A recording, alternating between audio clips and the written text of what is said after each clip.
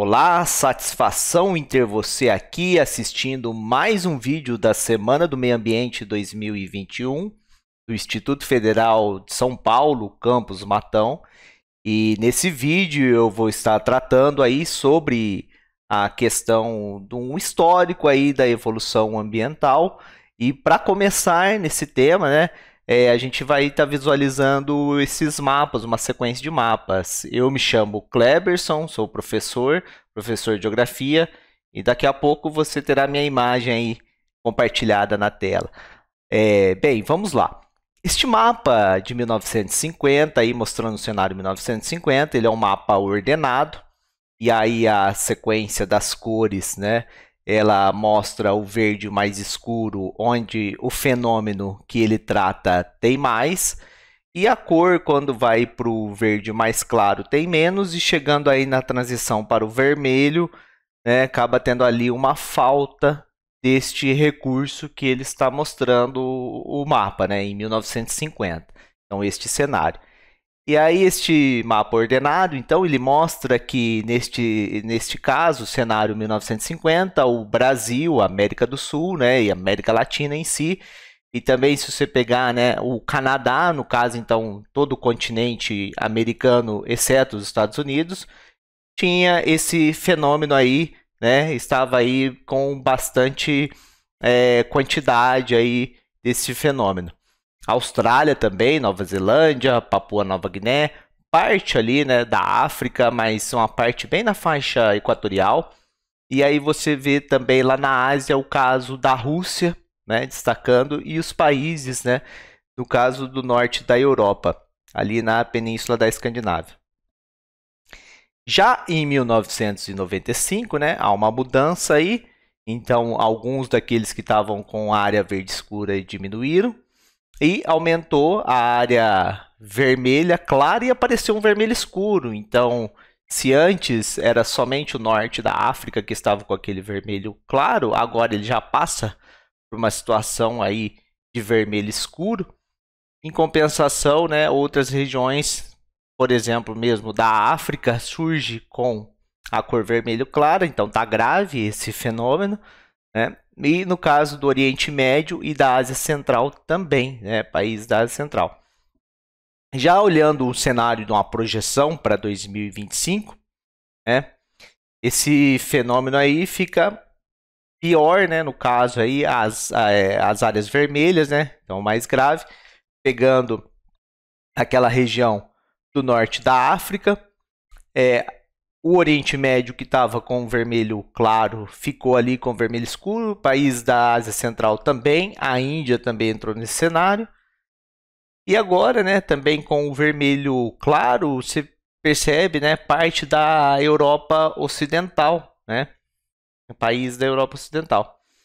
Bem, e o que é esse fenômeno desse mapa ordenado em si? Olha só. Esse mapa, né, ele está tratando aí da disponibilidade de água por habitantes. Então, 3 cenários. E aí, qual que é, né, esse cenário que fizeram aí, né, tiveram acesso a esse dado antes, né, de até 95, tinha essa informação, mas 2025 é uma projeção, porque esse mapa aí, né, foi publicado ali em 2006. Então, o caso dos locais, né, dos países ali, regiões que estão na cor vermelha, vermelho escuro, está tendo aí um problema de falta de água, né? Então, esse é um tema aí, né, que já começa a chamar atenção aí para a importância, né, de se pensar no meio ambiente, porque a água é um recurso essencial para a sobrevivência dos seres vivos. Então, você vê, o nosso país não chega a ser atingido nesse caso, mas, né, regiões do mundo estão tendo esse problema. E esse problema pode gerar até conflitos. Então, a gente vai aí, né, para destacar, chamar a atenção da importância de se pensar na questão de ter uma semana do meio ambiente, de se pensar em políticas do meio ambiente e tudo mais. Vamos lá. Os seres humanos em si, né, desde do seu início, eles utilizam aí os recursos naturais, porque se a gente parar para pensar, basicamente tudo que tem aí na nossa vida em si depende de recursos da natureza, né? São transformados esses recursos. Só que conforme foi evoluindo a própria história aí da humanidade, essas alterações na natureza foram ficando cada vez mais complexas, né? Então, antes, o estilo de vida dos grupos humanos aí mais primitivos, o impacto que tinha no meio ambiente, ele era um impacto que era até reversível, né? Então, ele não causava assim marcas significativas na natureza.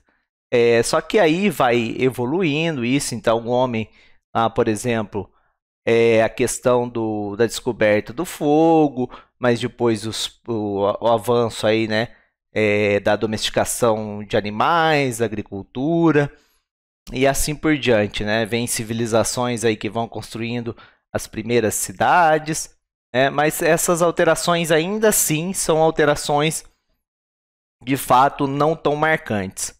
E qual que é assim, aquele momento na sociedade, né, na evolução da história da humanidade, que foi o que, vamos pensar assim, começa a romper, né, esse equilíbrio de retirada de recursos naturais e haver um processo que já começa a ficar preocupante, né? Então que o impacto ali começa a ser negativo e muito grande, né, e cada vez maior. Aí o grande marco, né, é a Revolução Industrial.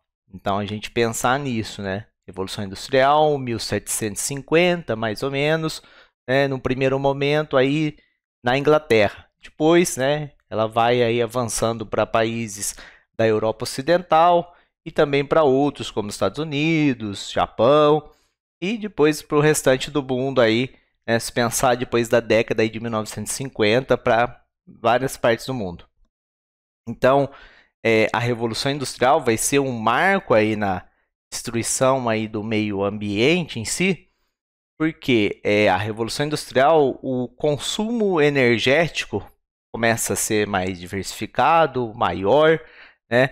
E o homem ganha uma capacidade de alterar a natureza muito mais significativa do que antes, porque a Revolução Industrial não é só criar máquinas para a indústria, mas também máquinas que vão alterar a própria natureza, como máquinas para trabalho de remover terra, retroescavadeira, por exemplo, e outras máquinas. A circulação, né, os fluxos de circulação mudam, porque aí vem máquinas de circulação, como o trem a vapor, vai vir também no caso do navio a vapor. Então o homem começa a romper, vamos pensar assim, romper o domínio que existia antes da natureza sobre muitas coisas que ele realizava. Agora ele já não depende tanto assim, né, dos ciclos naturais, mas o impacto que ele gera na própria natureza é bem maior. E aí essa industrialização ela foi acompanhada aí por um processo de crescimento das cidades e cada vez mais, né, esse impacto foi aumentando. Eu queria chamar a atenção para você olhar nesse gráfico, né? Esse gráfico aí de consumo de energia por habitante, né? Então tá aí um consumo relativo, energia por pessoa, né? A relação em diferentes estágios de desenvolvimento da humanidade. Você vê aí, né? Então, estágios de desenvolvimento, tá ali o estágio primitivo, caça, numa época aí da agricultura primitiva, agricultura avançada, uma era industrial, aí o começo, né? Depois uma era tecnológica. Então, você vê como que o consumo diário por pessoa ali, né? Per capita, em quilocalorias, né? Em mil quilocalorias, como que ele foi aumentando, né? Então, como que esse consumo aí era bem menor e também diversificando, porque assim, o consumo para alimento, né, que era o que a gente estava lá a humanidade desde o seu início, né, ele aumentou em si, mas pouco. O que foi o consumo de energia foram para outras necessidades que foram surgindo aí, foram criadas, né, outros usos. Então, o que chama atenção é que conforme vai evoluindo a sociedade, maior o consumo de energia. Por isso é importante também se pensar em fontes de energia renováveis, né? Porque aumenta-se esse consumo de energia, essa energia precisa vir de algum lugar, e em fontes, no caso, que são de combustíveis fósseis não renováveis, né? Acaba sendo aí tendo um impacto no meio ambiente, aí um impacto negativo. Então esse que é o problema. Já o caso das fontes renováveis, elas são fontes aí de origem, né, renovável no ciclo curto, né, que é o ciclo do nosso período aí, e nisso a energia acaba sendo limpa também em si. Bom, então a questão que eu falei, o que no mundo, né, vai começar a ter certos impactos ambientais cada vez mais complexos, vai ser a industrialização. Só que, apesar de começar esses impactos na industrialização, ainda vai ter uma evolução, aí um tempo, para que a humanidade comece a se organizar, ter organismos que criam políticas, orientações políticas para pensar nessa problemática ambiental. Mesmo porque a gente tem que pensar que os países, né, tem que estar ciente que os países, eles têm uma coisa, né, que eles são soberanos. Então, cada país em si, né, ele manda, né, nele mesmo. Então, não existe uma autoridade internacional. O que existe, né, são acordos internacionais. Aí sim, mas que cada país, né, ele manda em si. Essa é uma questão bem delicada até, né? Porque a questão aí de um país interferir no outro, né, acaba sendo uma coisa contraditória. Mas existem, né, organismos para equilibrar aí, né, certas problemáticas e certas demandas que precisa, né, de uma orientação internacional e de um acompanhamento ali de fazer, né, junto. E essa questão, né, sobre o meio ambiente, a preocupação em si, você vai ver que o marco foi a década de 1970. Então, antes disso, tiveram vários exemplos, né, de impactos ambientais, impactos da indústria química, por exemplo, né, na própria Segunda Guerra Mundial, teve uma evolução muito grande da indústria química. E essa indústria química, naquilo que estava evoluindo, também não se sabia tão bem quais impactos ela causaria, né? E não só essa indústria química, também a indústria de armamentos, né? No caso, a construção da própria bomba atômica, testes nucleares, né? E esses exemplos. E aí, com todo esse avanço tecnológico que a humanidade foi seguindo e percebendo que era necessário aí também ter uma regulação, né, para haver um compromisso da humanidade no sentido de pensar o meio ambiente, colocar ele ali, né, como um tema central. E aí, em 1970, então começa essas preocupações a serem, né, no caso aí, colocadas em organismos internacionais, debatidas na ONU, por exemplo. Mas antes disso, né, já tem instituições com preocupação ambiental, como o Greenpeace e outras, né, que estão aí, né, voltadas para essa característica. E o marco da reunião da ONU, né, para isso foi o ano de 72, 1972, uma conferência, então, que teve a primeira Conferência Mundial das Nações Unidas sobre o Meio Ambiente, foi na Suécia, né, país da Suécia, foi na capital, chamada Estocolmo. Então, quando você pensa lá em questões ambientais, 1972, primeira Conferência Mundial das Nações Unidas sobre o Meio Ambiente, Estocolmo. Participaram ali, né, vários países, mais de 100 países, né, e várias também organizações não governamentais relacionadas a essa temática. E a preocupação naquele momento era essa poluição do ar, esses avanços tecnológicos, né, discussões aí sobre como que a indústria estava avançando esse avanço tecnológico. E o que pautou a discussão em si foi um documento, né, aí que teve anteriormente, chamado um estudo, né, Clube de Roma. Então ele acabou inspirando, né? E o Clube de Roma, o que ele em si, né, tratava e por que ele foi, né, inspiração ali. O Clube de Roma foi o nome que deram, né, um grupo formado aí na década de 60 de cientistas, economistas, né, funcionários também de governo, e eles diziam que os recursos naturais não são inesgotáveis, então eles são limitados, e o acelerado crescimento da população e também da produção econômica iria acabar provocando aí, né, um colapso da falta desses recursos, naturais, um colapso no meio ambiente. Um exemplo que eles usaram, né, uma analogia, eles fizeram assim: pensa a Terra como se fosse uma nave, ou essa nave, né, com um estoque limitado de recursos, né, e capacidade limitada também para sustentar a vida humana. E aí, por conta disso, pensando nessa ideia de nave, estoque limitado de recurso, capacidade limitada de sustentar a vida, uma das ideias que foi defendida por esse clube foi o controle de natalidade, controle de nascimento de pessoas e também do crescimento econômico. Só que eles colocavam na época, principalmente, né, pensando aí, né, no caso dos países pobres. Por quê? Porque os países pobres, quando você analisa a questão da natalidade, a natalidade é alta nesses países, porque também a mortalidade é alta. Então tem este fato. E aí, né, a ideia deles era assim: menos gente no mundo, né, menor consumo. E aí teria um equilíbrio, então teria que ter um controle populacional, né? Só assim, né, seria capaz aí dos sistemas naturais reporem sua capacidade, né, e voltar aí numa normalidade. Só que essas ideias do Clube de Roma foram muito criticadas depois, né? Então, 1972 foi baseado isso, mas aí teve uma outra conferência mundial da ONU em 1992, só que antes disso tiveram outros encontros da própria ONU, né?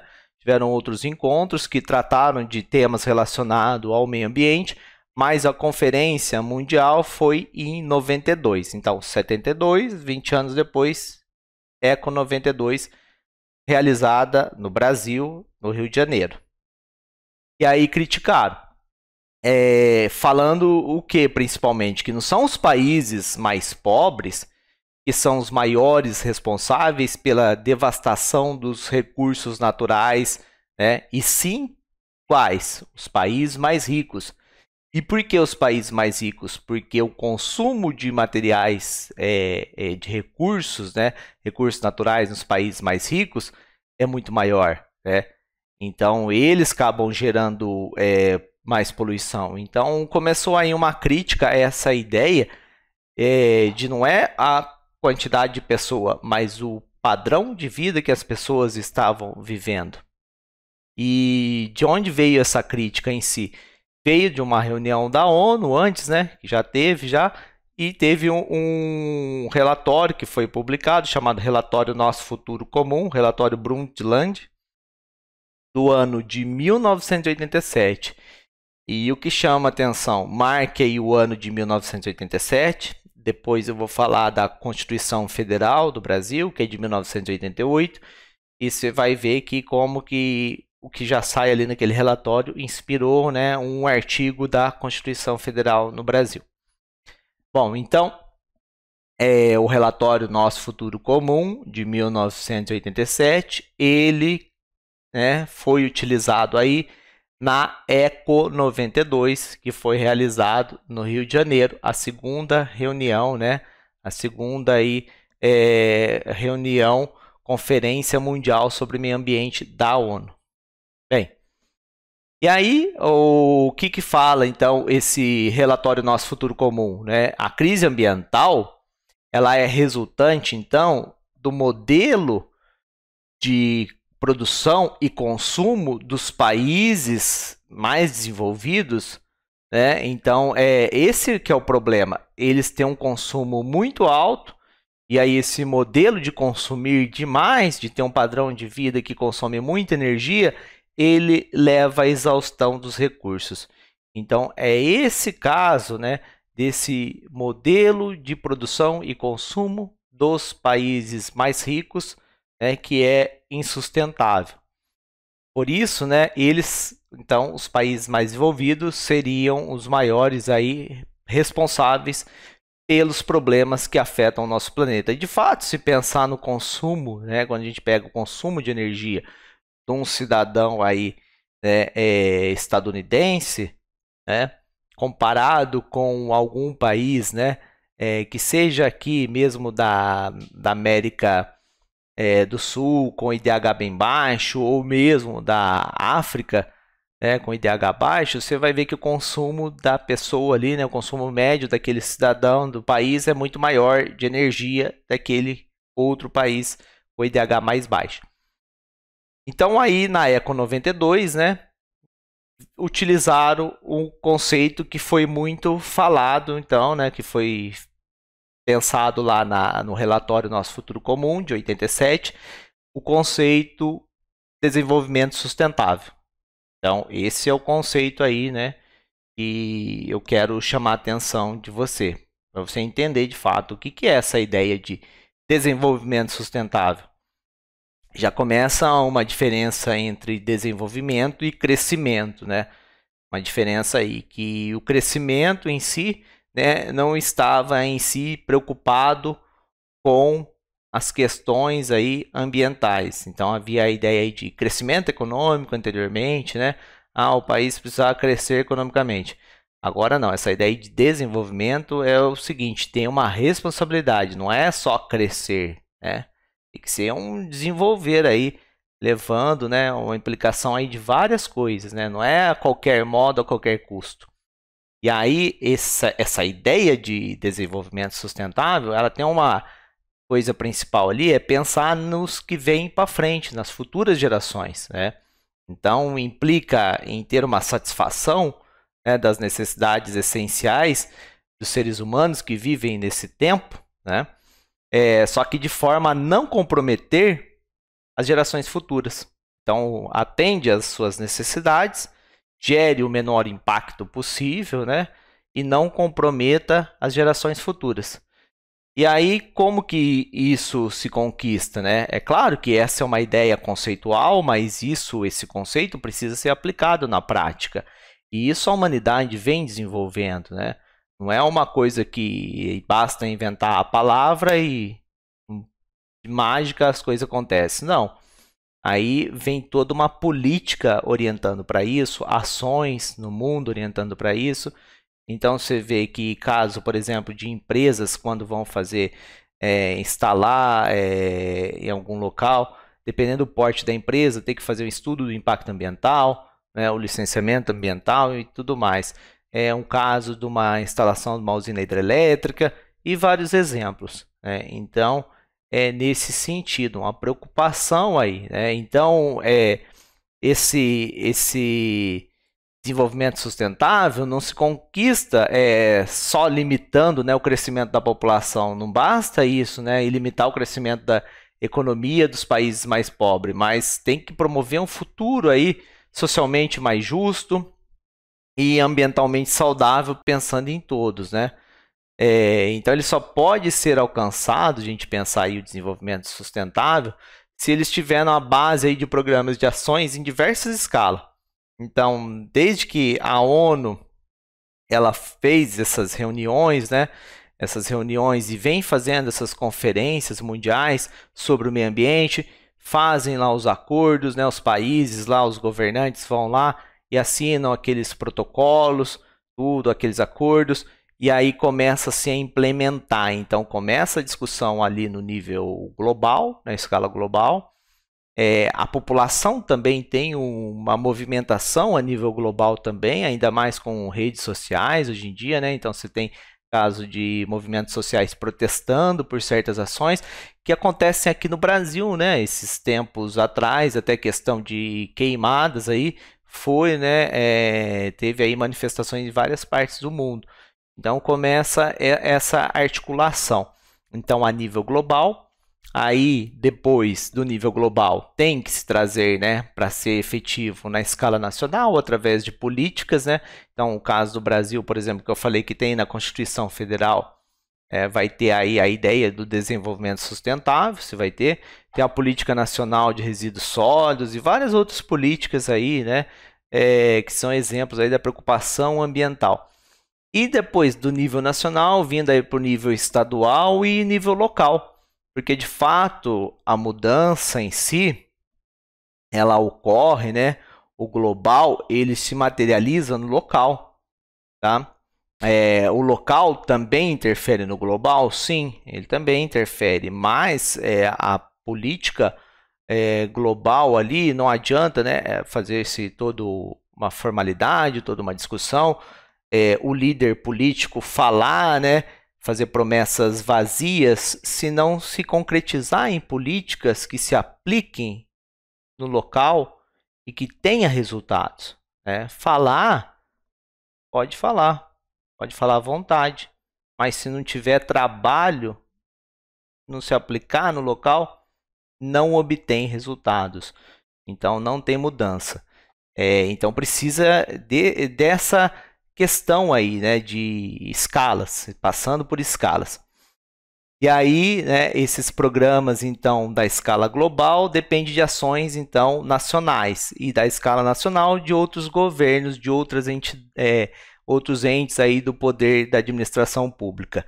E precisa também da ação do cidadão, da nossa ação, porque tem as leis, tem a regulamentação, só que quem faz essa parte depois disso somos nós. Então todos, né, todos aí na sociedade, todos no planeta têm responsabilidade. E temos responsabilidade não só com a nossa geração, mas também com as futuras gerações.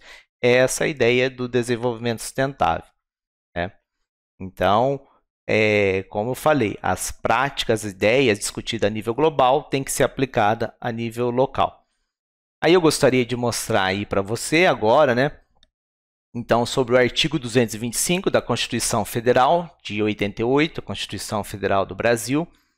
Olha só o que diz: todos têm direito ao meio ambiente ecologicamente equilibrado, bem de uso comum do povo e essencial à sadia qualidade de vida, impondo-se ao poder público e à coletividade o dever de defendê-lo e preservá-lo para as presentes e futuras gerações.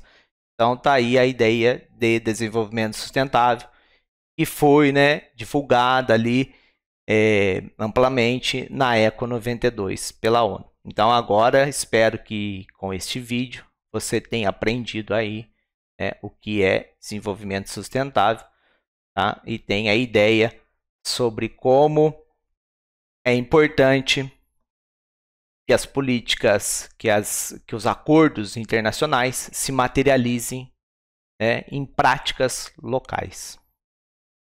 É isso, então, grande abraço.